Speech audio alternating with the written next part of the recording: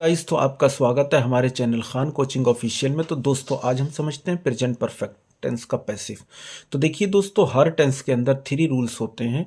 Number 1 rule of affirmative, दूसरा rule of negative होता है और तीसरा रूल ऑफ इंटेरोगेटिव होता है।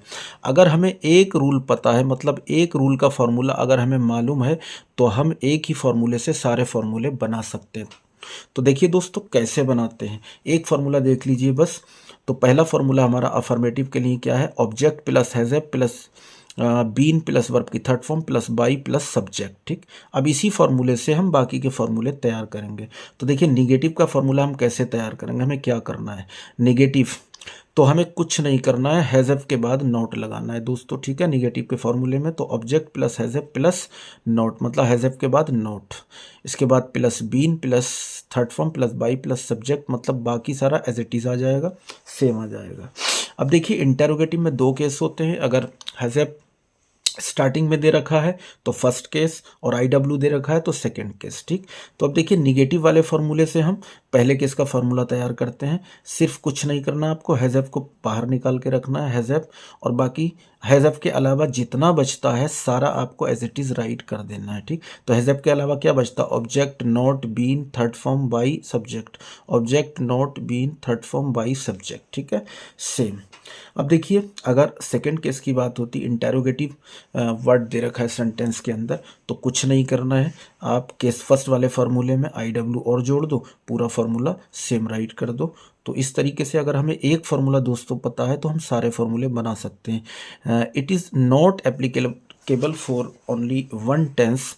ये हर टेंस में एप्लीकेबल है दोस्तों। किसी भी टेंस का अगर एक फार्मूला आपको मालूम है तो आप सारे फार्मूले तैयार कर सकते हैं। तो देखिए, इसके ऊपर कुछ एग्जाम्पल हैं, उनको हम करते हैं। तो हमारा फर्स्ट एग्जाम्पल है दोस्तों, they have finished their work.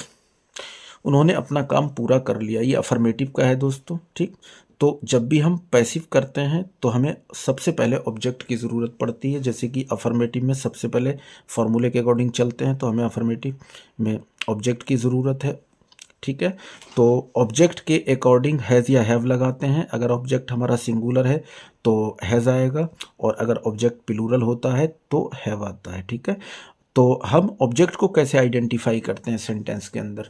तो दोस्तों, हम ऑब्जेक्ट को आइडेंटिफाई करते हैं, सबसे पहले हम वर्ब को पकड़ते हैं, मेन वर्ब को। तो हमारा इस सेंटेंस में मेन वर्ब क्या है? फिनिश्ड है। ये फिनिश्ड हमारा मेन वर्ब है। तो मेन वर्ब के बाद जो कुछ भी होता है दोस्तों, वो हमारा ऑब्जेक्ट होता है। तो ऑब्जेक्ट क्या हमारा? Their work. तो सबसे पहले हमने देयर वर्क राइट किया। देयर वर्क हमारा सिंगुलर है, इसलिए फॉर्मूले से हमने हैज़ उठाया, तो हमने ये हैज़ राइट किया। इसके बाद बीन है फॉर्मूले में, तो हमने बीन राइट कर दिया। इसके बाद थर्ड फॉर्म, तो प्रेजेंट परफेक्ट में तो थर्ड फॉर्म दे ही रखी होती है, फिनिश्ड, तो फिनिश्ड का फिनिश राइट कर दिया। इसके बाद बाई, तो बाई राइट कर दिया। इसके बाद सब्जेक्ट, सब्जेक्ट क्या हमारा? दे है, तो दे का ऑब्जेक्टिव केस क्या हो जाएगा? देम हो जाएगा। ठीक है, तो ये हमारा पैसिव तैयार हो जाता है दोस्तों। और इसी के साथ दूसरा सेंटेंस है हमारा निगेटिव का। तो देखिए, निगेटिव का सेंटेंस है, तो I have not done my work. तो सबसे पहले देखिए, फॉर्मूले में किसकी ज़रूरत है? हमें ऑब्जेक्ट की ज़रूरत है दोस्तों, ऑब्जेक्ट की ज़रूरत है। तो ऑब्जेक्ट हमारा क्या है? ऑब्जेक्ट हम इसमें देखेंगे तो सबसे पहले हमें वर्ब को पकड़ना होगा। तो वर्ब क्या हमारी इसमें? डन है। ठीक, तो डन के बाद जो कुछ भी है, मतलब वर्ब के बाद जो कुछ भी होता है वो हमारा ऑब्जेक्ट होता है। तो ऑब्जेक्ट हमारा है माई वर्क। तो हमने माई वर्क को राइट किया। माई वर्क हमारा सिंगुलर है, तो हमने हैज़ राइट कर लिया। इसके बाद फॉर्मूले में देखिए क्या नोट है, तो हमने नोट राइट कर दिया। इसके बाद बीन है, तो बीन राइट कर दिया। इसके बाद थर्ड फॉर्म, तो डन आ गया।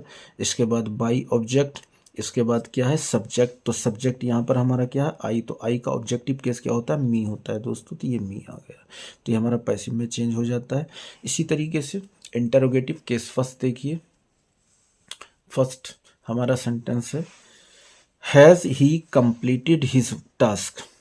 Has he completed his task, तो फॉर्मूले में सबसे पहले हमें हैज़ हैव राइट करना है। ठीक है, हैज़ या हैव, तो ये हमारा ऑब्जेक्ट के अकॉर्डिंग आता है।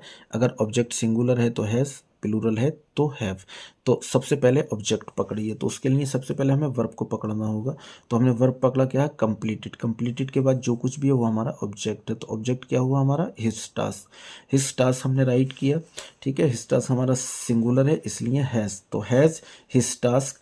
इसके बाद फार्मूले के अकॉर्डिंग, समझ रहे हैं, फार्मूले में हमारा नोट है तो सेंटेंस में नोट नहीं है इसलिए छोड़ दिया। इसके बाद क्या है, बीन, तो हमने बीन राइट किया। इसके बाद वर्ब की थर्ड फॉर्म कंप्लीटेड। इसके बाद आपका बाई आ गया, बाई। इसके बाद सब्जेक्ट, तो सब्जेक्ट क्या है इसमें, ही है, तो ही का ऑब्जेक्टिव केस क्या हो गया, हिम हो गया दोस्तों। तो ये हमारा पैसिव में चेंज हो जाता है। इसके बाद लास्ट सेंटेंस हमारा इंट्रोगेटिव केस सेकेंड का। तो देखिए इसमें दे रखा, why have you broken the chair, आपने चेयर क्यों तोड़ दी है, ठीक। तो फार्मूला क्या होता है, सबसे पहले आई डब्ल्यू, तो हमने आई डब्ल्यू राइट किया। इसके बाद हैज़ होता है लेकिन ऑब्जेक्ट के अकॉर्डिंग आता है, ठीक है। तो ऑब्जेक्ट हमारा क्या है इसमें, वर्ब की थर्ड फॉर्म ये है, मतलब वर्ब ये है, वर्ब के बाद जो कुछ भी होता है वो ऑब्जेक्ट होता है। तो ऑब्जेक्ट क्या है हमारा, चेयर। तो चेयर सिंगुलर है इसलिए हैज़ आ गया दोस्तों, ये हैज़। उसके बाद ऑब्जेक्ट चेयर। इसके बाद फॉर्मूले में नोट, नोट नहीं है छोड़ दिया। इसके बाद बीन, तो हमने बीन राइट किया। इसके बाद थर्ड फॉर्म, तो थर्ड फॉर्म क्या है, ब्रोकिन, तो ब्रोकिन। इसके बाद बाई, तो बाई। इसके बाद सब्जेक्ट, तो सब्जेक्ट हमारा क्या है इसमें, यू, तो यू का ऑब्जेक्टिव केस दोस्तों यू ही रहता है। तो इस तरीके से हम इनको कर सकते हैं। Okay, thank you.